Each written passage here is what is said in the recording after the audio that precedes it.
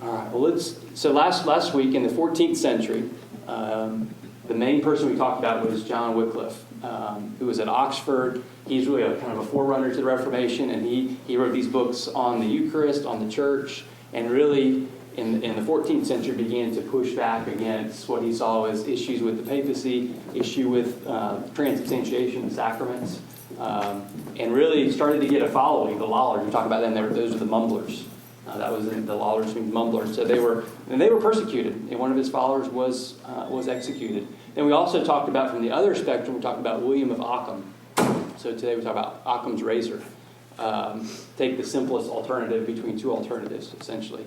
And he pushed back against what was going on with scholastic Roman Catholic theology, and really wanted to separate faith and reason, and said you believe ultimately because the church has authority. And there's no real reason to pursue reason in support of faith, which goes against really Augustine, Anselm, and what Aquinas was trying to do with Aristotle. We also last week talked about, obviously, the need for reform in the Roman Catholic Church. We talked about the plague, the Black Death, which took out, again, going to just repeat this, a third of Europe, a third of Western Europe. So roughly 20 million people out of 60 million people living in Europe. So a huge pandemic. Another thing we talked about was mysticism with Catherine of Siena, Julian of Norwich in England. These were folks, the mystic movement, which goes into this morning, into the 15th century, was a way to know and perceive God directly. So the beatific vision of seeing God, knowing God in your own sensory experience was emphasized over and against knowing God through His Word. So we saw a lot of that. We also briefly talked about what was happening, that the gospel was, that the Roman Catholic Church was spreading into China in the Mongol dynasty in the 14th century. But that comes to an end in the end of the 14th century, and it's followed by, in China, obviously, the Ming dynasty. And my notes say they surpassed Christianity in China. Actually, they suppressed it. That would be a really interesting typo. They surpassed Christianity. They were great at it. No, they suppressed it to the point where Kenneth Scott Latourette, the late church historian at Yale, said about the Mongol dynasty, the Ming dynasty. He said, quote, "So completely did Christianity disappear in China in the 14th and 15th century that we do not know either the date or the manner of its demise." So completely did Christianity disappear in China that we do not know the date or the manner of its demise. So it was rooted out by the Ming dynasty. They did not have any tolerance for it. But the counter to that is as we get into the 15th century this morning, as the Mongol leadership disappears and the Ming dynasty just kind of focuses on China, that opens up the opportunity in Russia for what is called the Russian Orthodox Church. So Christianity in what is today Russia begins to spread. And you begin to see the princes, the leaders of Moscow, begin to rule their territories.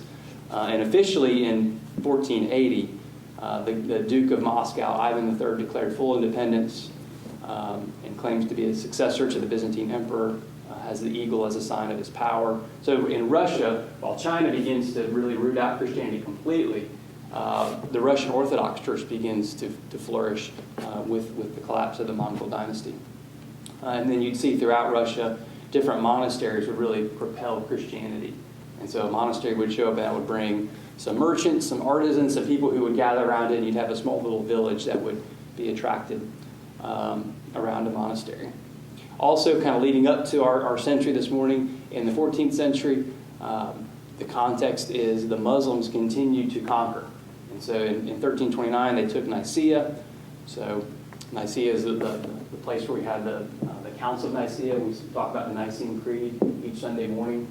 Comes from there. In 1453, the 15th century, we'll talk about this morning, they take Constantinople, which is a big overwhelming defeat for the Orthodox Christian Church. Because you remember, 4 centuries earlier, in 1054, the Pope in Rome excommunicated the Patriarch of the Church in Constantinople, and there was a split between the Roman Catholic Church and the Eastern Orthodox Church. That's 1054.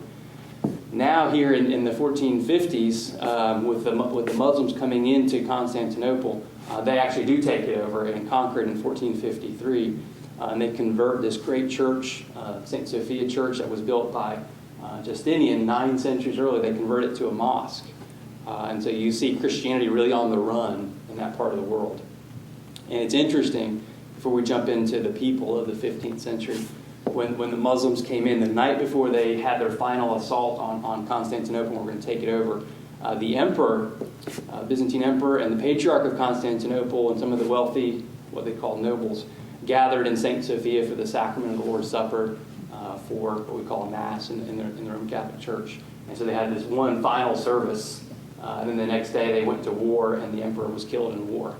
And on May 30th of that year, the Turkish ruler Muhammad II entered the city, and they held a Muslim service in St. Sophia to thank Allah for their victory. And then over the next 100 years, they converted it to a mosque. So that's a little bit of the context of what's happening as we get into the 15th century. So we're going to look at people and then a few themes.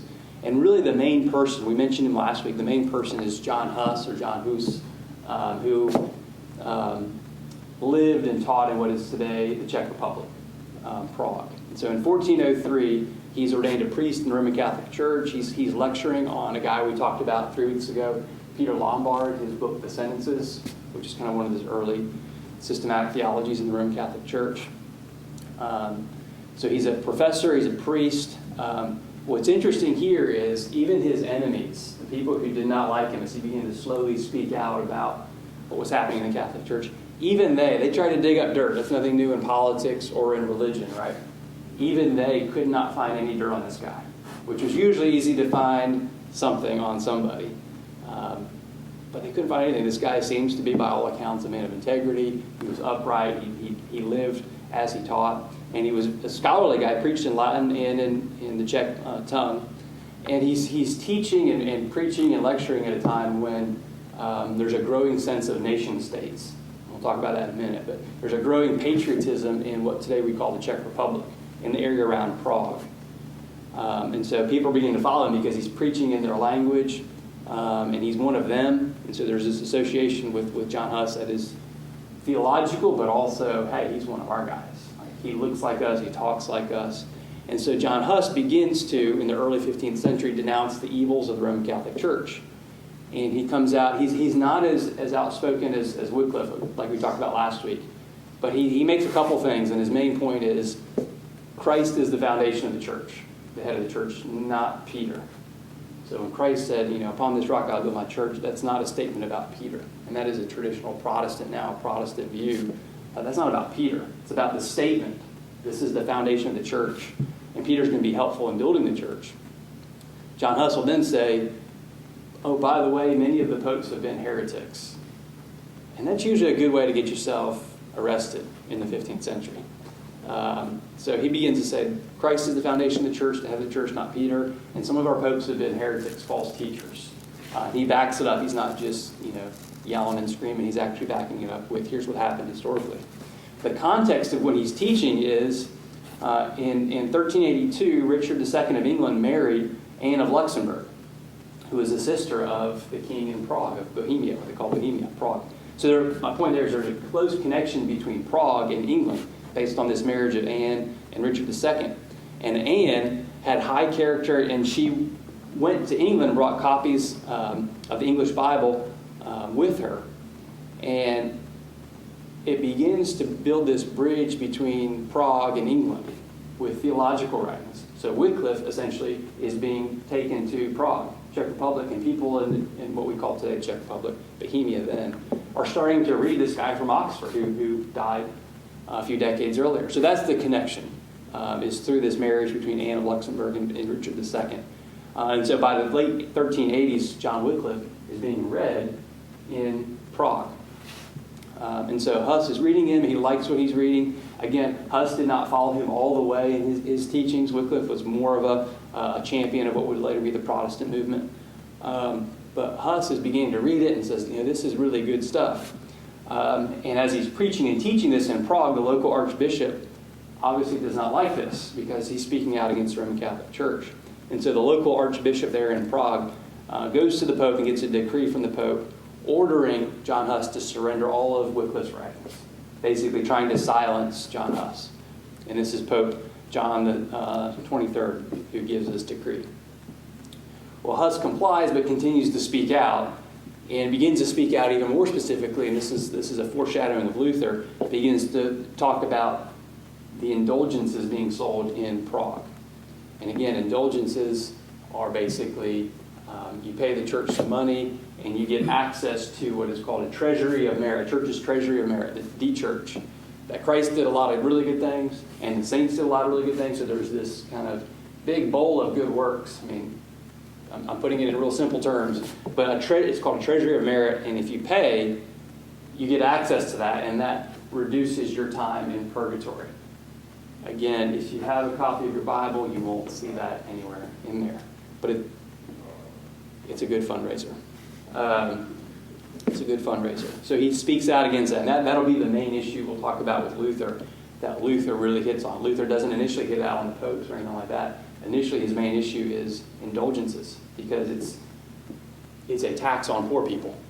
It is people living in the late medieval times who know that the mortality rate is much higher than it is now, and that they have to consider the fact that they might die, whether it's a group coming in that would invade them or a plague. And so when you're considering death on a daily basis, and you know you're a sinner, and if I give $5, $10, whatever it is to the church, and I can reduce my punishment, I'm probably going to grab a few bucks and give it to the church.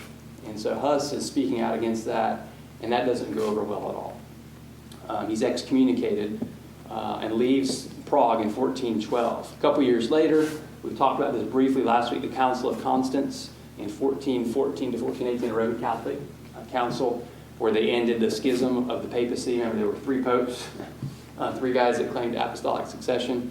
And the Council of Constance brought that to an end, and that was called by the German king. Also in that council is when they sought to root out heresy like John Huss, and they wanted to get rid of him. So they summoned John to this council, and the German king, Sigismund, gives him the promise of safe conduct. Not going to happen. He arrives, they arrest him and imprison him, and they try him on 7 counts of heresy.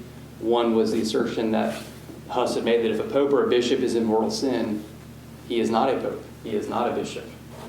And they didn't like that. And so when they asked him that, interestingly, they said, did you say that if a pope is in mortal sin, he's no longer the pope, or if a bishop is in mortal sin, he's no longer the bishop? He said, yes, and you can add kings to that, which is a direct shot at the king who had promised him safe conduct, safe travel.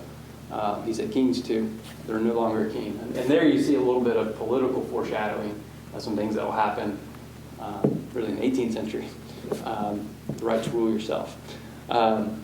So in a formal meeting, they have charges against Huss. And when he shows up, as you can imagine, he's been in prison. They haven't really fed him well. Prison reform hasn't taken hold yet in this part of the world in this year. So he's wasted away from lack of food and lack of drink, lack of sleep, illness. He protests and said, I'm not a heretic. Again, very similar to what Luther's going to do in 100 years, 110 years or so. He's going to say, if you can prove me wrong from the Bible, I'm willing to debate it.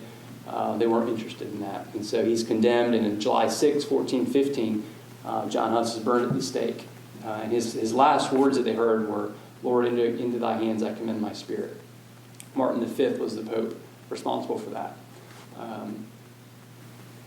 So later, Martin V will try to make some reforms because they realize there's a lot of people there's a lot of different groups beginning to speak out. And so one of the reforms they'll make a decade after his death is, and these are almost laughable, he said one of the reforms is, they formally put the clergy, bishops, archbishops, the pope should set an example in moral living.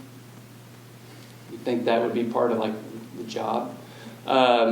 They said bishops and archbishops should reside in their diocese. So, for example, you could, at that point in time, if you were, say, a bishop, those offices were bought and sold. And I kind of use the analogy of real estate. So you could have an office in the church in Prague, and this is just hypothetical. You might purchase an office in the church in parts of England or parts of Italy or France, and those are revenues because you were taxing the people there to support the church. You didn't live in Italy, you didn't live in France, you might have lived in Prague, wherever it was, but you were getting revenues from those places where you were technically the bishop. So the Catholic Church says, no, if you're a bishop of Prague, you should live in Prague. So, and they said you shouldn't tax the people as much as you are. Again, kind of laughable. So he dies in 1415. He becomes a national hero and a martyr. And it leads many in that area in the Czech, what is today Czech Republic, to reject the Roman Catholic Church because, again, they associate with him because he's speaking their language. He's one of them. They know him, and there's a growing sense of nation states in the 15th century. A second person, so he's really the main figure that is going to foreshadow what Luther's going to start to wrestle with in about a century. So the things are starting to move. The next person is, I guess there's probably been a lot of movies and stuff made about her, but Joan of Arc. She's kind of the next religious figure. We'll just mention a couple things about her. Have they made movies about her? I think they have. I don't know if any of them were blockbusters. Apparently not. Probably not. Maybe no. Probably not. Okay. Hey, okay, well, we'll do 2 minutes on her. She's born in 1412 in France.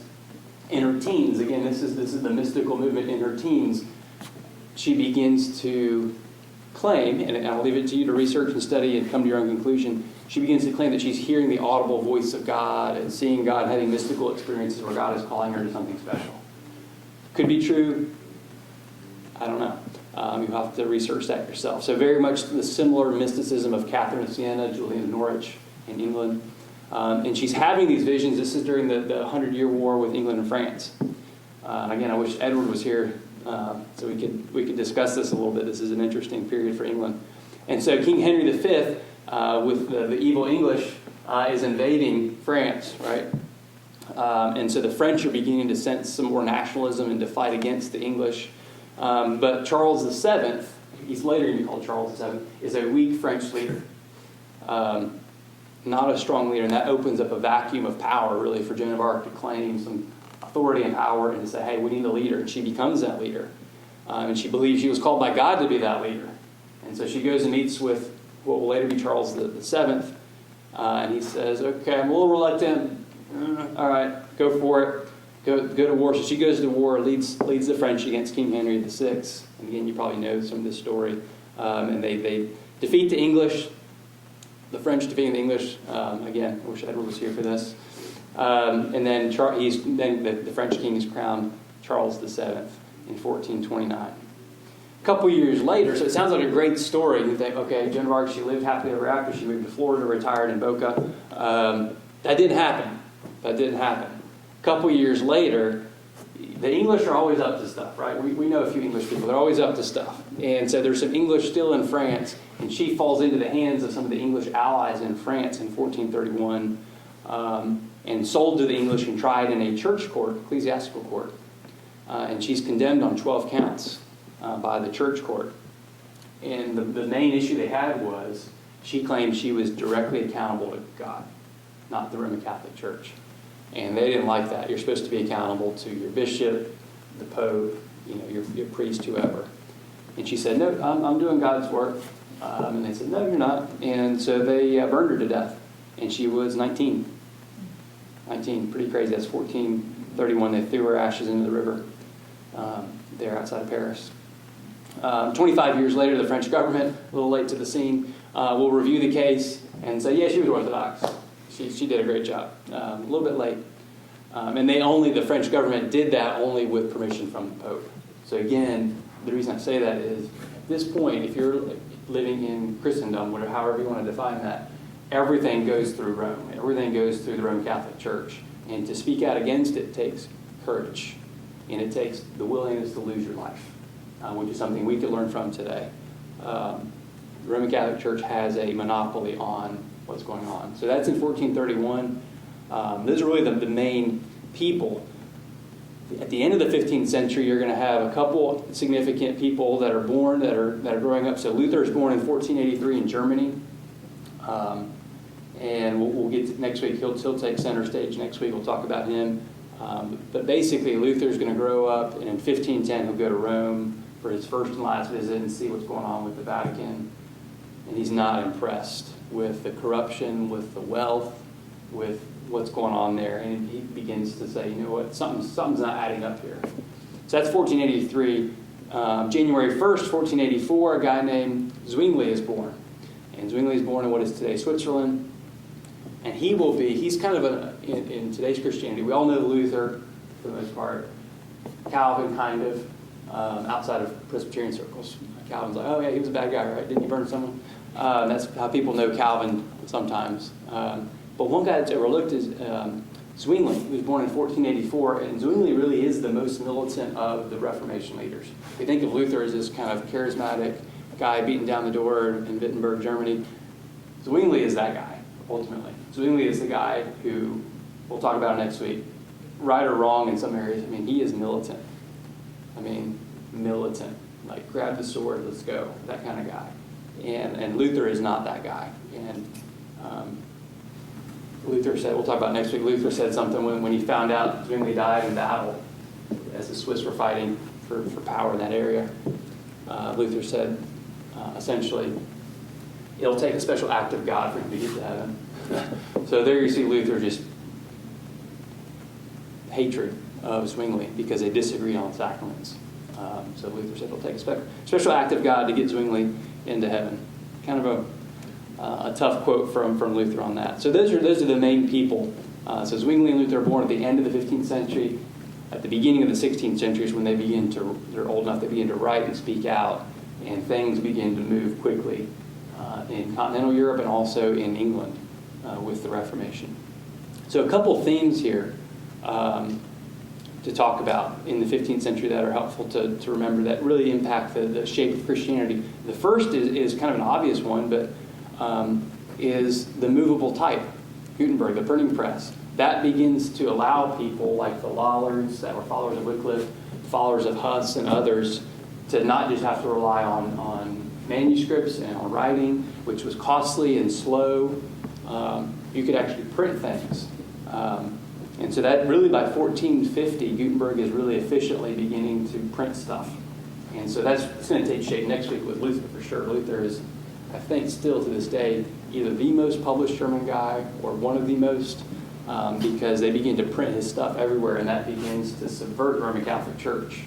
So that's really a huge technology that comes along because now they're manufacturing paper, which is, interestingly, a technology that appears to have come from China. And they're manufacturing paper and printing things. And so by the end of the 15th century, if you are a subversive of the Roman Catholic Church, you can have your thing written up and have your tract or your whatever it is, your pamphlet spread everywhere in your region. So that's a big theme that's going to allow in the next century, in the 16th century, allow the Protestant movement to take shape. Another theme that's happening is the nation states are emerging. So you're seeing monarchs show up who are saying, I'm actually king of this region of France or this region of Germany or Italy. And it's beginning to take more and more shape. Czech Republic, or what we call Czech Republic. And they're beginning to use more and more, at this point in history, gunpowder in battle. So battles are becoming more and more volatile. It's not just swords and horses and stuff like that. They're using gunpowder. And so it's becoming more deadly. And so the feudal rural economy of the Middle Ages, or what we call the Middle Ages, is beginning to fade away. You're beginning to see more kind of monarchs, more nation states, which leads to more kind of cities, urban development, commerce, banking, larger cities are growing. And really the best example of that is in Spain. So at the beginning of the 15th century, this feels like Western Civ class right now. This will be real quick. At the beginning of the 15th century, Spain is weak and divided into 5 different regions. But at the end of the 15th century, I mean, by the time Luther is in his teens, or Zwingli's in his teens, Spain is a powerful, united country. And that really happens because, as you know from U.S. history, Ferdinand and Isabella get married, and that unites and strengthens the different factions of Spain and brings them together. And so we all know in 1492, Columbus sailed the ocean. But also by 1492, the power of Spain is demonstrated, and the unity of Spain is demonstrated by the fact that every Jew in Spain is ordered to be baptized or leave the country. And so Spain has that authority under this leadership. And so as you can imagine, if they had a little chalkboard with baptisms for the week, baptisms in Spain went up dramatically by the end of the 15th century because the Jewish people were converted forcibly to Christianity. So Spain is a great example in the 15th century of a country that's kind of factioned off in different regions and is united under a political or two families coming together. Another theme, obviously, we're not going to get into this too much because this isn't Western Civ, but the Renaissance is happening, and so there's this return to ancient writers like Cicero, Horace, others, Seneca, and so humanism. And there's a lot there that you remember from college, probably. Really the main figure there, the one person I want to talk about from the Renaissance, is a guy named Erasmus, who's Dutch. And he's born in 1466. Lives a fairly long life, actually. Lives midway into the 16th century. He's ordained a priest. He's Catholic. He studies in Paris. He's a Latin scholar, and really his main contribution is he publishes, and we'll talk about this a little bit next week. He publishes the first New Testament in Greek early in 1516. And that's going to really help people like Luther and Calvin and others who are going to get back to Greek sources and say, you know what, this Latin translation of Jerome going back 1,000 years, isn't that great? And the Greek gives us a better text to study. And so Erasmus will also debate Luther. That's kind of a well-known debate, a religious debate, because Erasmus is going to stress the Roman Catholic Church view on the freedom of the will, and Luther's going to write the bondage of the will. And really the debate there is a Catholic-Protestant debate of, do you have the freedom to choose God on your own? Which Erasmus will say, hey, we should be ethical and moral and choose God and choose the right. And Luther will say, there is nothing good in you. God has to do that for you. God has to choose. And they'll debate that back and forth, and you can get a copy on Amazon of that today. Erasmus is the main figure, but again, during this time, as Christianity is taking different shapes, the Renaissance is also happening, and so they're contemptuously calling the Middle Ages the Gothic style, which is a slap in the face, which means barbarous, which means primitive. We need to get back to Greek and Roman and beautiful, creative, inspiring things in life and in the church. So there's the humanist movement there. The last theme here, and it seems to be a running theme, but it really you have to engage this and understand this to understand what's going to lead people like Wycliffe and Huss and then Zwingli and Luther and others to their positions. And that really is, and there's 2 points here, really the failures of the Christian church. And it's not an attempt to beat up on the Catholic Church, but just to show how bad it was. And so the Roman Catholic Church, their first failure was in unity. They tried to initiate a unity with the Eastern Church in the 1430s, and that didn't happen. And the reason they wanted unity was because the Eastern Church looked across the river down the street and saw the Turks coming, the Muslims coming. And so the Eastern Orthodox Church reached out to the Roman Catholic Church and said, hey, let's unify, let's come together and send the military, if you can, for help. And so they attempted to reconcile as the Turks, the Muslims are beating down the doors on the Eastern Orthodox Church. And so Pope Eugenius IV in the 1430s and 1440s begins to dialogue with the Eastern Orthodox Church.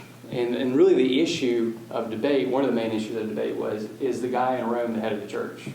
Because the Eastern Orthodox don't subscribe to that. They think each patriarch is equal. And so in the 1430s, they came together, the Roman Catholics and the Eastern Orthodox, and they put together this ambiguous statement that they tried to make everybody happy, right, which doesn't always work. And it said, quote, both groups signed off on this. We recognize the Pope as sovereign pontiff, vice regent and vicar of Christ, shepherd of all Christians, ruler of the Church of God, save for the privileges and rights of the patriarchs of the East. So there's that little disclaimer at the end. But we do have some rights and privileges for the patriarchs of the East, which they never defined, they never put on paper what that was. And so in 1439, you had this unofficial reunion of the East and the Western Church, which didn't last long because most of the Greeks, when they found out about it, the Greek church, did not go along with it. They didn't like it.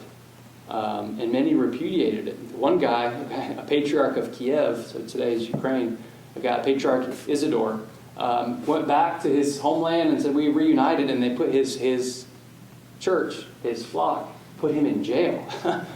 They did not like it. I mean, that's a tough crowd to preach to because they didn't want reunion with Rome. And so he escapes, and again, this shows you some of the corruption. He escapes, goes to Rome, he's made a cardinal. I mean, come on. And then he's made papal representative to Constantinople. So again, it's a little corrupt. And so they officially, a few decades later, it was officially rejected, this union of East and West. And it was rejected when the Eastern Church met and said, yeah, we don't agree to any of that stuff. Like, we're out. We are our own church. We do not recognize the guy in Rome as the head of our church. And so there's the first failure of the Christian church was an attempt at unity. The second, and this is the final point here this morning, and this is more to the point, is really the moral failure. So in the 15th century, what we're talking about this morning, the papacy, the guy in Rome, the different popes of the 15th century reached their worst position yet, as far as ethics, morality, all that kind of stuff. So in the 1450s, you have Callistus III, who's a Spanish pope. He is promoting his family members openly into positions of power in the church, not even really hiding it, including his nephew, Rodrigo. We'll come to him in a second. Rodrigo will later become known as Alexander VI. We'll come back to him. But in the 1450s, Callistus III, Spanish pope, is openly just promoting his own family. It's a family business in Rome. Then Pope Pius II, early in his life, he has an illegitimate son. You're not supposed to do that.